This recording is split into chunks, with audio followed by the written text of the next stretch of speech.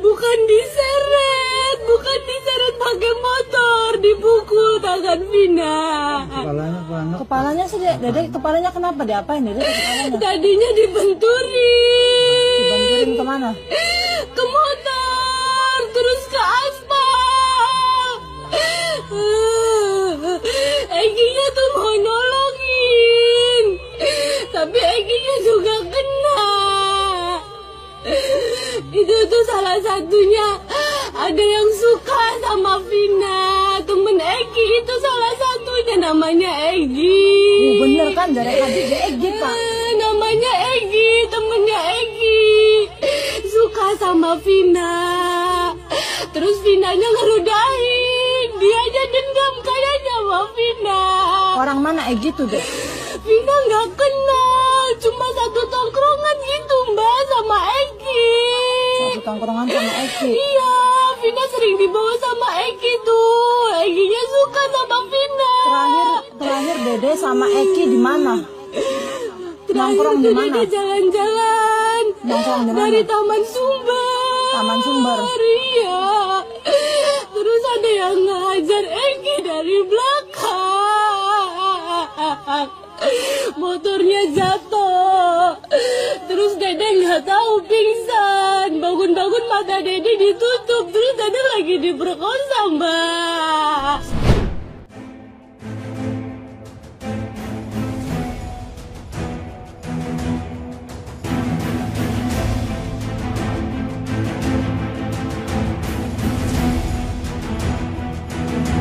Halo sahabat Indonesia, kita bertemu kembali dalam Opini Rudy.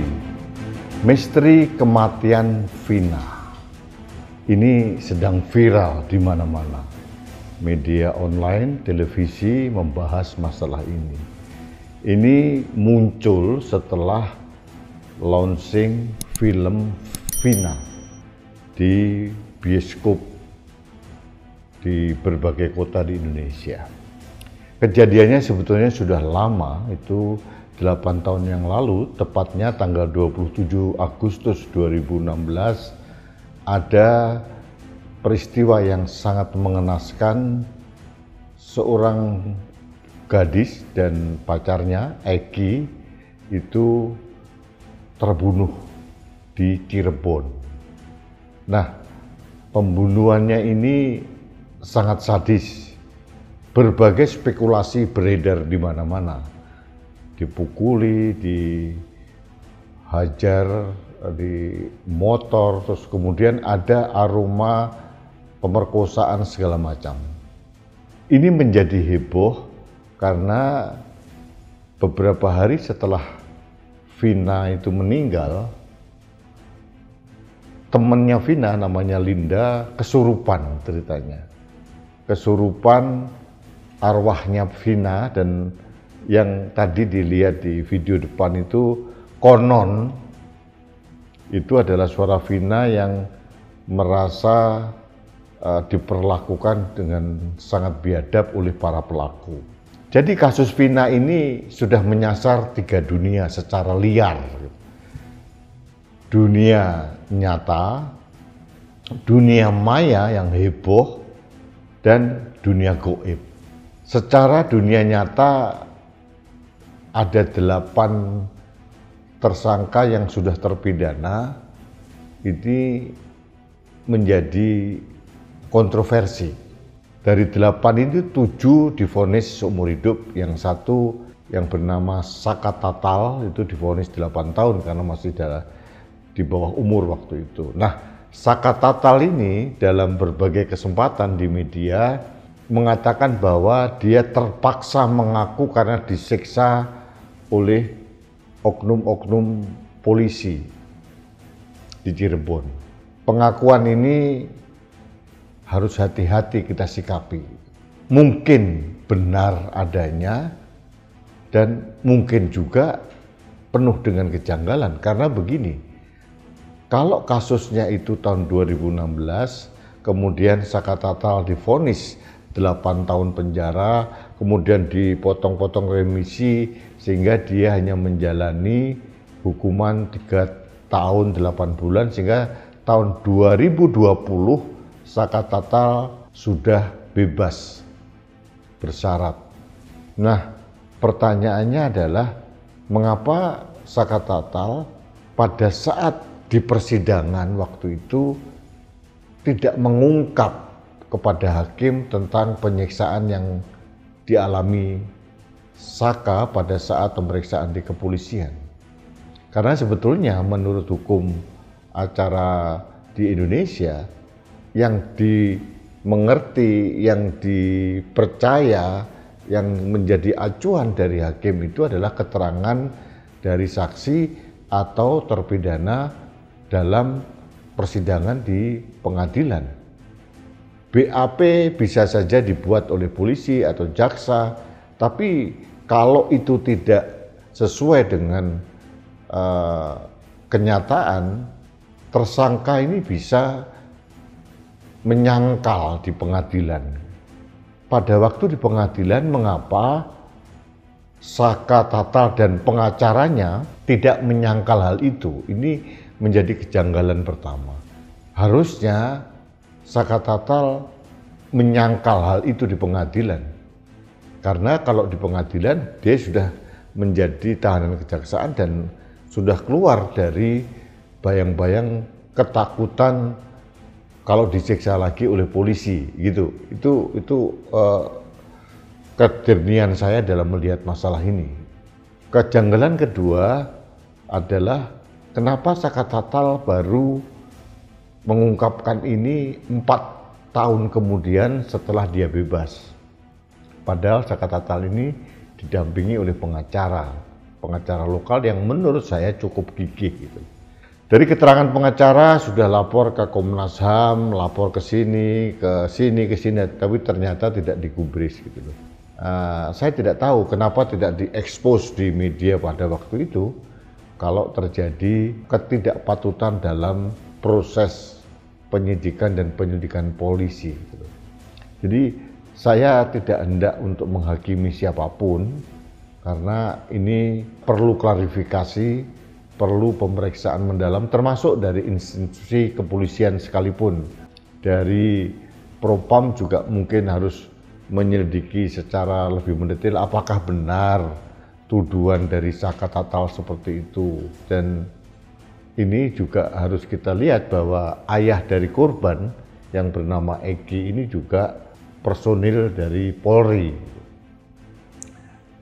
Ada yang menarik dari kejadian-kejadian ini itu bahwa akhirnya saat ini menyasar kemana-mana.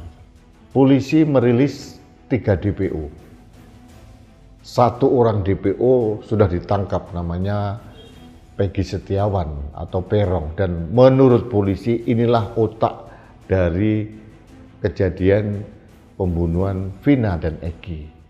Tapi menurut kuasa hukum dari keluarga Vina sekarang dari kantor pengacara Hotman Paris mengatakan sebetulnya bukan 3 DPO tapi 4 DPO.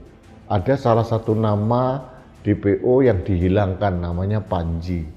Ini menjadi misteri yang harus diungkap gitu loh. Yang pertama, satu hal, sikap saya adalah saya sangat prihatin dan mengucapkan bela sungkawa sedalam-dalamnya kepada keluarga Vina maupun keluarga Egi.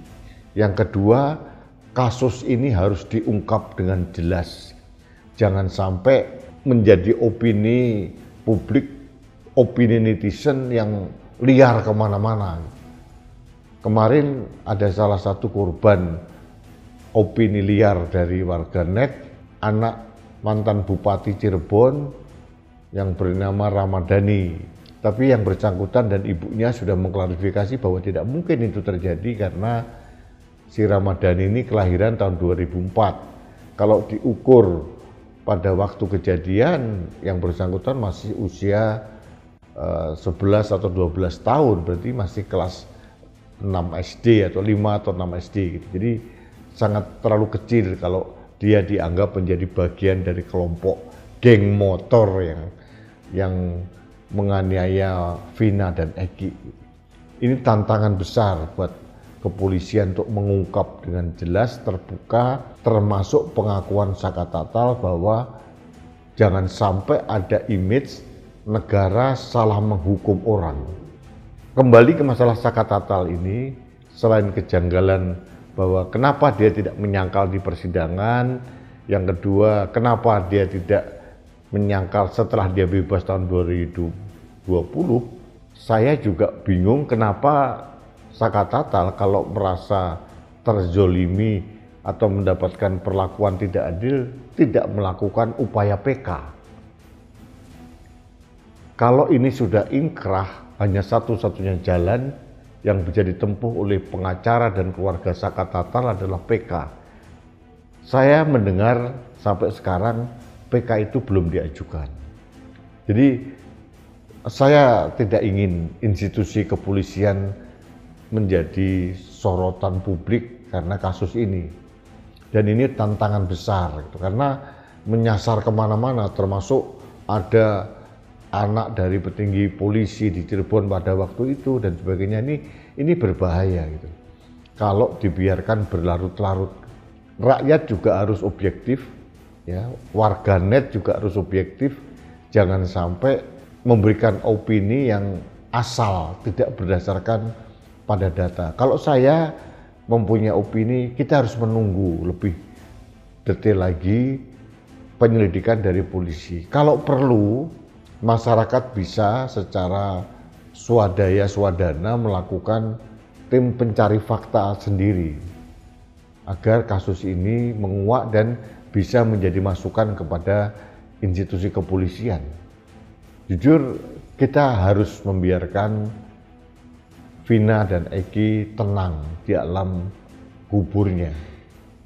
Tidak lagi menjadi perbincangan publik, dan ini jujur akan menyiksa keluarga Vina maupun keluarga Eki kalau opininya liar kemana-mana. Termasuk orang mencurigai, masyarakat mencurigai, benarkah Peggy ini yang kuli bangunan yang ditangkap di Bandung beberapa hari yang lalu ini benar-benar menjadi otaknya. Karena kalau kita melihat berdasarkan keterangan, lokasi rumah Peggy ini, rumah neneknya Peggy ini hanya 400 meter dari kejadian. Serpian-serpian mosaik yang harus ditata ulang oleh institusi kepolisian agar bisa menguak kasus ini dengan jelas. Jangan sampai opini publik itu terdominasi, terkooptasi oleh alam gaib semata yang ditampilkan secara komersial di film. Saya tidak mengatakan film itu fiktif, karena kenyataannya menurut produser atau mungkin pembuat film ini dibuat berdasarkan based on true story. Jadi ini harus, ya, kasusnya jangan sampai seperti kopi sianida yang viral di Netflix, kemudian menjadi perbincangan publik, keguncangan di institusi kepolisian, pengacara, ada juga yang nyari panggung, tapi sampai sekarang hasilnya apa? Lenyap begitu saja. Mudah-mudahan kasus Vina ini tidak terjadi seperti kasus kopi sianida, hilang lagi beberapa hari kemudian. Dan jangan juga ada yang pansos nyari panggung di kasus Vina ini, karena viral terus kemudian ada yang pansos menjadi pahlawan kesiangan terus membuat opini-opini yang menyesatkan gitu. Ini tantangan besar buat institusi kepolisian untuk menguak. Menurut saya inilah saatnya polisi berbenah menunjukkan eksistensi dan keprofesionalannya untuk mengungkap dengan jelas. Saya pernah memberikan apresiasi pada saat polisi dengan sigap menguak kasus mayat di dalam koper beberapa bulan yang lalu. Saya masih percaya kepolisian kita mempunyai kemampuan investigasi yang sangat profesional dan bukan terpapar dengan dunia gaib, terpapar dengan dunia maya yang hiruk pikuk seperti sekarang. Jadi yang jelas saya berpihak pada korban yang bernama Vina dan Eki. Keluarga Vina maupun keluarga Eki punya hak untuk mendapatkan keadilan. Perlu ada pengungkapan lebih jelas tanpa harus menyudutkan siapapun. Gitu. Keterangan Saka Tatal harus diteliti oleh pihak kepolisian. Apakah benar terjadi kejadian yang dituduhkan oleh Saka Tatal? Katanya dia disetrum, dia dipukuli, dia diperlakukan seperti binatang. Ini penjelasan satu pihak yang perlu klarifikasi, perlu investigasi lebih detail. Jangan sampai kita seolah-olah menganggap itu pasti benar, belum tentu. Karena saya pribadi membuat ketiga kejanggalan tadi. Gitu. Kejanggalan kok baru sekarang ya? Kenapa di pengadilan tidak protes gitu loh? Karena banyak kok para tersangka itu merasa tertekan, merasa terintimidasi pada saat pemeriksaan pembuatan BAP, dia menolak BAP atau mengingkari BAP atau merubah keterangannya di BAP itu biasa dan dimungkinkan dalam hukum acara kita. Jadi sekali lagi saya harus mengatakan polisi harus profesional. Saya mendukung kepolisian untuk bertindak tegas, termasuk menguak siapa sebetulnya dalang dari 11 atau 12 orang yang membunuh Vina dan Eki. Ini juga akan menutup semua spekulasi liar yang mengatakan katanya ada anak dari petinggi kepolisian yang terlibat dan sebagainya. Ini berbahaya, termasuk anak bupati kemarin juga menjadi korban. Ini masyarakat harus berpikir panjang, jangan sampai orang-orang yang tidak bersalah itu akhirnya menjadi korban, dan itu secara psikologis itu luar biasa berat. Dan mari kita menjaga opini kita di ruang publik agar keluarga Vina maupun keluarga Eki juga tidak merasa tertekan. Kehilangan anak itu bagi saya tidak bisa saya bayangkan betapa sedihnya, betapa hancurnya keluarga itu. Dan mari kita semua memberikan kontribusi yang positif kepada institusi penegak hukum, satu-satunya yang ada di sistem hukum acara kita, yaitu kepolisian, untuk menguak secara jelas dan memberikan dorongan positif, memberikan masukan positif kepada kepolisian. Karena saya yakin kepolisian akan bertindak profesional. Belum tentu apa yang dilakukan oleh polisi itu benar, belum tentu juga salah. Belum tentu keterangan dari Saka Tatal itu benar, belum tentu juga salah. Jadi mari kita telisik dengan lebih detail. Yang jelas keluarga Vina, keluarga Eki mempunyai hak penuh untuk mendapat keadilan agar orang-orang yang tidak bertanggung jawab yang membunuh Vina dan Eki segera tertangkap keseluruhan dan masalah ini tidak menjadi polemik di ruang publik secara liar. Itu saja opini saya terkait dengan Vina. Terima kasih sahabat Indonesia. Mudah-mudahan apa yang saya sampaikan ini tidak menyudutkan siapa-siapa, karena saya tidak mempunyai keinginan untuk menyudutkan.